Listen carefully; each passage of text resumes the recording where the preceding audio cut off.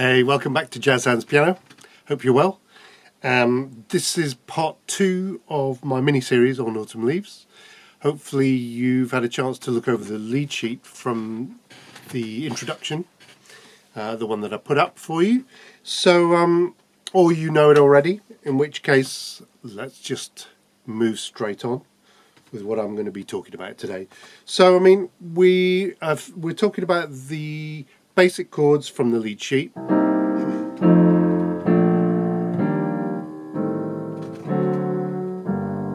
Yeah. So that should bring your piece out sounding something like this.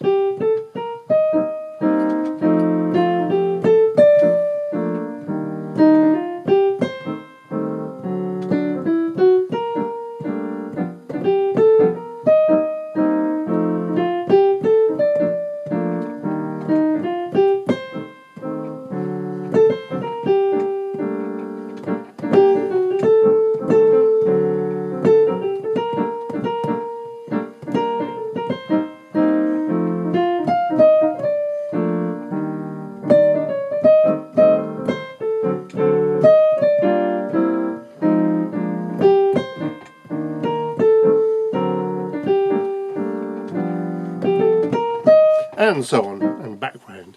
So what we're going to look at today is alterations to these chords, extensions, maybe the substitution, who knows, see what happens. Remember, it's not an exact art, it's not the same way that it's written down in dots, because what the composer writes down in dots is absolute, whereas from lead sheets, remember, the chord symbols are just a guideline for you to do what you want. So you can do C minor 7 like this. You can do like a C sharp 9th chord. You could do an upper structure. You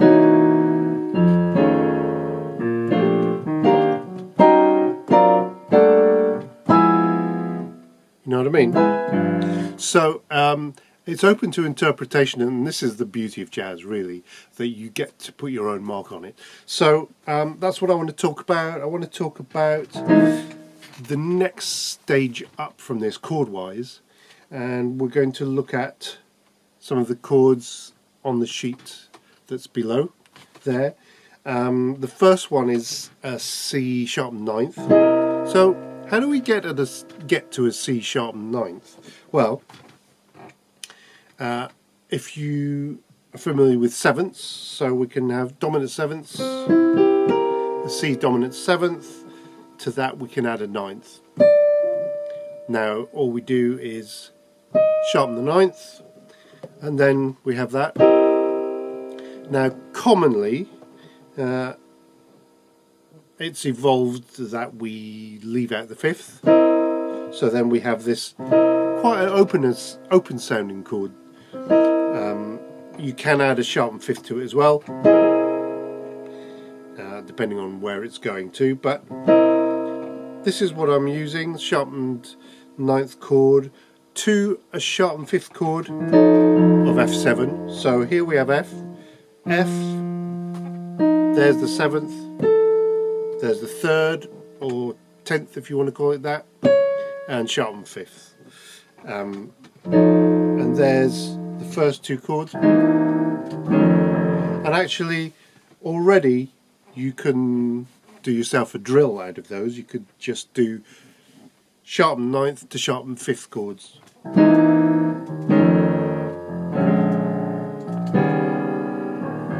etc., round the cycle of fifths. So there's a lot of ways to get to know these chords, but I do recommend that you do get to know them. The next couple of chords are just what we call 6/9s. So here we have B flat major 7 is the original. So what I've done is I've taken a B flat major 7. I've taken the 7th actually down to a 6th and added a 9th, commonly known as 6/9, and in a rootless chord structure we have D at the bottom, and then same goes for the E flat. I've actually just literally transposed the 6/9 from B flat to E flat, and now we're going for a, this is structurally this is almost exactly the same as a sharpened 9th chord, but actually because of its root it's going to be something else. So if we were going to look at this, let's have a look at, let's break it down from the root. It's going to be A7. Now we're going to keep going. So there's a 9, 11, 13.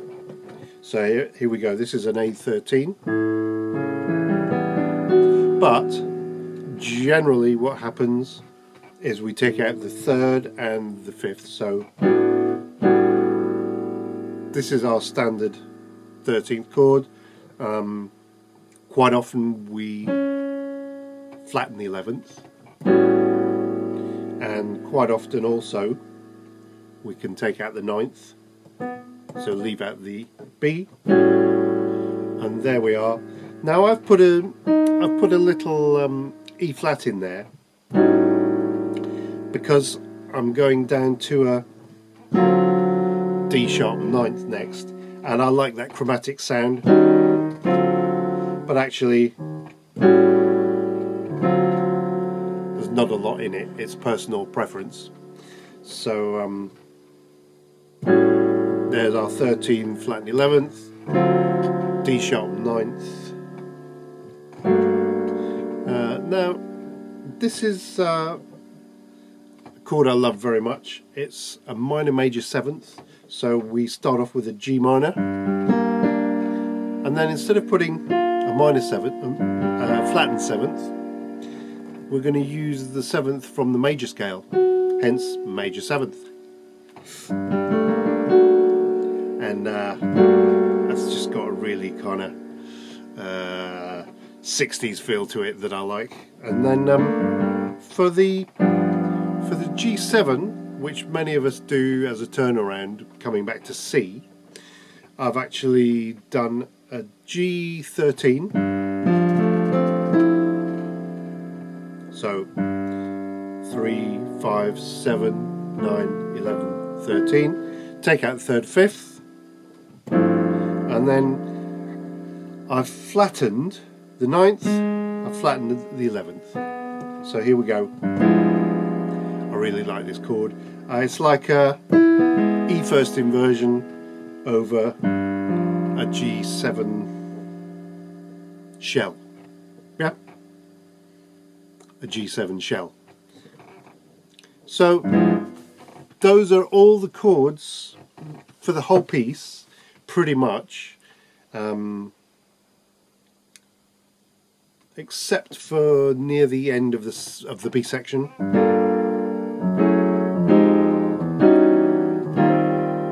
So what I've done is I've used a little idea nicked from Oscar Peterson, actually. Thank you, Mr. Peterson. We're going to be studying a solo of his a little later on, and in these chords, the double time ones, he does a couple of tritone substitutions. We'll talk about them on another video. But basically what he's done is taken the G as is, then instead of the C, he's done an F sharp chord. So he's substituted the C with its tritone substitution F sharp. Then he's gone back to the original F minor, and then instead of B flat 7, he's gone to an E natural chord. So basically what you've got is a chromatic run of these chords. You can do it with minor 7ths easily, and then end up with a major 7th. So I've basically taken that idea and just done this little thing with a minor 9. Then this chord,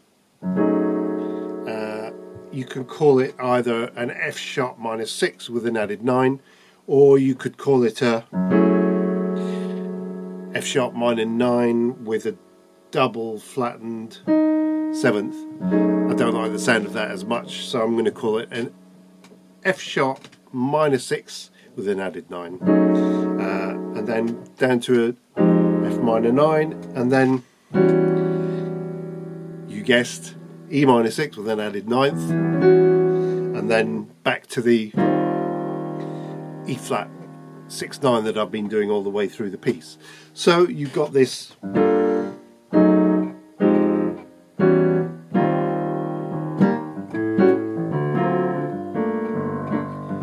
of course you know the rest of these because we've been playing them all the way through the tune.